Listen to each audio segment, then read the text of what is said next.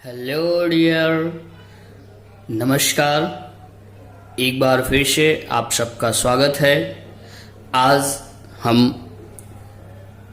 English युवक Bharti standard 12 के next point को लेकर के आपके समक्ष आए हैं, जिसमें कि आज मैं आपको फर्स्ट चैप्टर 1.1 के राइटर आर के नारायण के बारे में बताने जा रहा हूं, जो कि आपके टेक्स्ट बुक में फर्स्ट सेकेंड पेज पर प्रिंटेड है।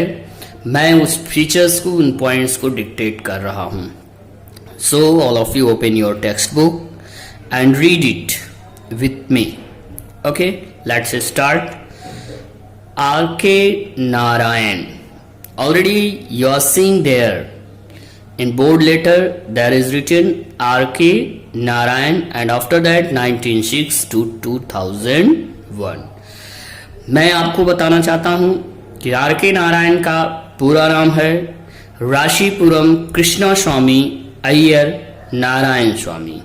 ये इनका पूरा नाम है, जिनका की जन्म 10 अक्टूबर 1906 को मद्रास, जो कि पहले मद्रास के नाम से जाना जाता था, अब प्रेजेंट टाइम में चेन्नई के नाम से जाना जाता है, चेन्नई के तमिलनाडु में हुआ था। बचपन से ही ये बहुत ही जीनियस प्रवृत्ति के थे। इनका माइंड बहुत तेज था और इनकी रुचि लेखन कार्य में दिन ब दिन बढ़ती जा रही थी। आर के नारायण के बारे में थोड़ा सा जानने का प्रयास करते हैं कि Rasipuram Krishnaswami Iyer Narayanaswami was one of the best known novelist among Indian English writer. R K Narayan अंग्रेजी भारतीय साहित्य के क्षेत्र में एक महान उपन्यासकार के रूप में जाने जाते हैं। सबसे महान उपन्यासकार के रूप में जाने जाते हैं। He is the author of 14 novels. उन्होंने कितने 14 नॉवेल्स लिखे हैं। 5 वॉल्यूम्स ऑफ शॉर्ट स्टोरीज, और शॉर्ट स्टोरीज उन्होंने कितने लिखे हैं 5 वॉल्यूम्स में। एंड अ नंबर ऑफ ट्रेवलिग्यूज, और उन्होंने असंख्य मतलब कई प्रकार के, कई संख्याओं में उन्होंने एक रचना लिखी, जो कि स्पेशली ट्रेवल्यूक्स मतलब होता है particularly those person who participate in travel, जैसे कि वास्को डी गामा, कोलंबस और बहुत सारे ऐसे यात्री हैं जो अपनी यात्रा करते थे लास्ट फ्यू इयर्स एगो। उनकी कहानियों से, उनकी लाइफ हिस्ट्री को उन्होंने लिखा। And has a collection of non fiction to his credit, और उनके श्रेय में यानी क्या मिला, collection of non fiction. Non fiction क्या होता है, एक ऐसी कहानी जो कि जैसा कि सत्य पर आधारित होता है, वो नॉन फिक्शन स्टोरीज होता है। वो नॉन फिक्शन स्टोरीज भी आर के नारायण ने बहुत सारा लिखा और उसका भी श्रेय उनको जाता है। He also wrote his memoir my days 1975। उन्होंने एक रचना लिखी जो कि मेमोयर मतलब जो कि आत्मकथा जैसा होता है, जो कि अपने ऊपर लिखा जाता है, और उन्होंने उस कहानी का नाम माय डेज का नाम दिया, 1975 में लिखा। आप इस नाम को सुन चुके होंगे। इसका ही प्रकाशन मालगुडी डेज, जो उनकी प्रसिद्ध रचना है, उस कहानी से ही जुड़ा हुआ है।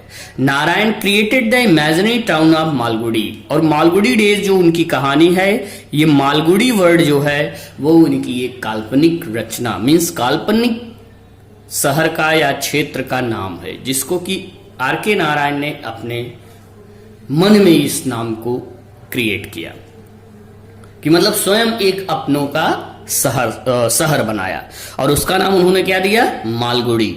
और उसी पे उन्होंने my days means Malgudi days के नाम से स्टोरी लिखा।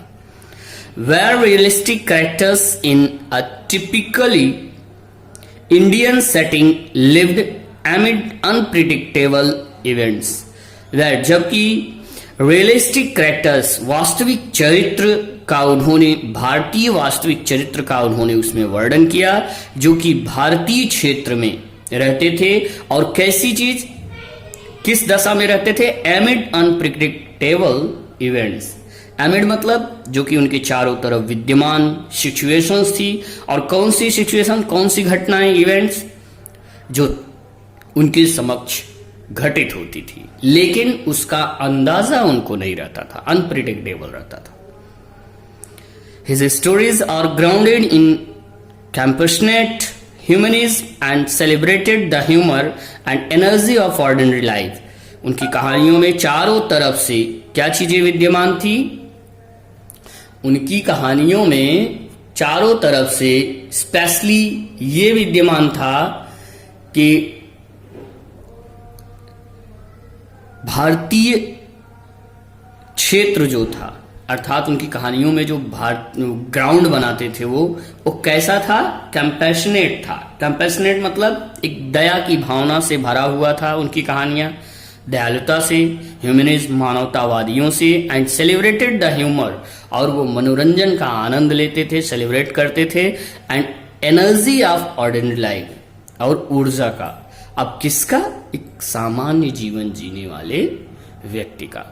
सामान्य जीवन जीने वाले व्यक्ति का वो भरपूर आनंद उठाते थे और उनकी लाइफ हिस्ट्री को वो लिखते थे। Stories are characterised by a simple style and subtle humour. उनकी जो कहानियां थी, उनके जो चरित्र थे, उनको वो करेक्टराइज्ड किए थे एक सामान्य स्टाइल में एंड सब्टल ह्यूमर में, अविश्लेषणात्मक मनोरंजन के रूप में।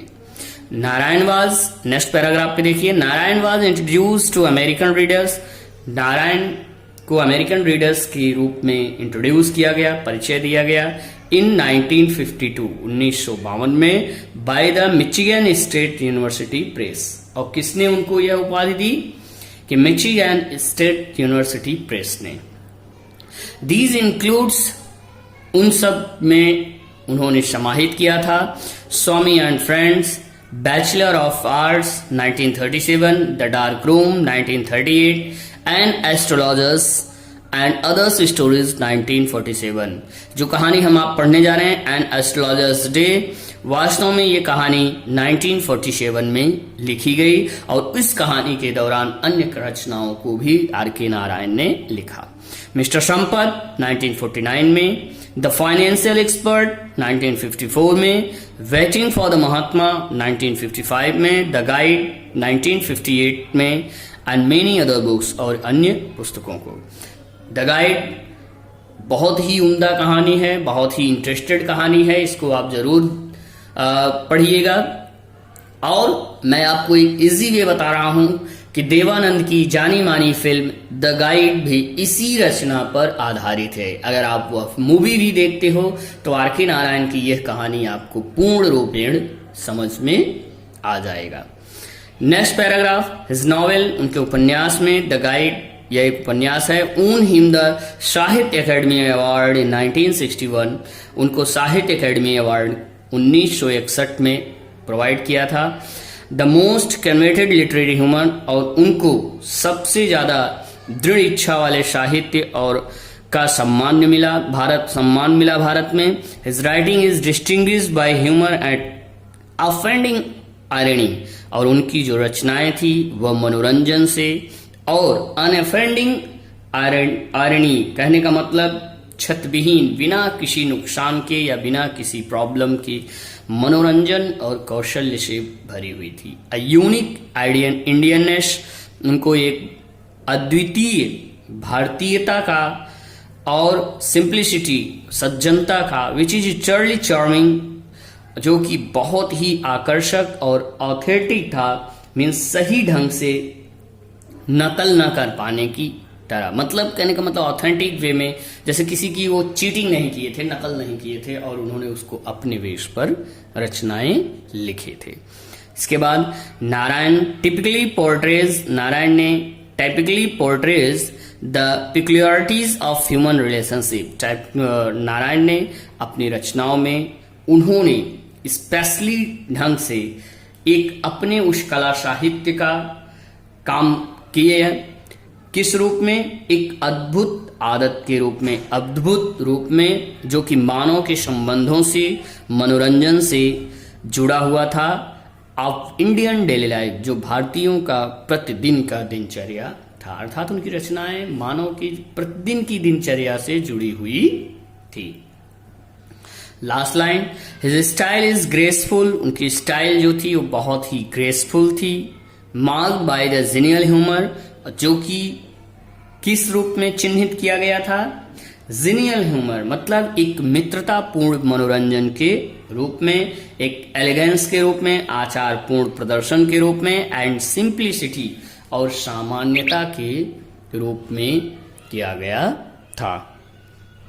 आशा करता हूं कि आपकी समझ में ये आ गया होगा।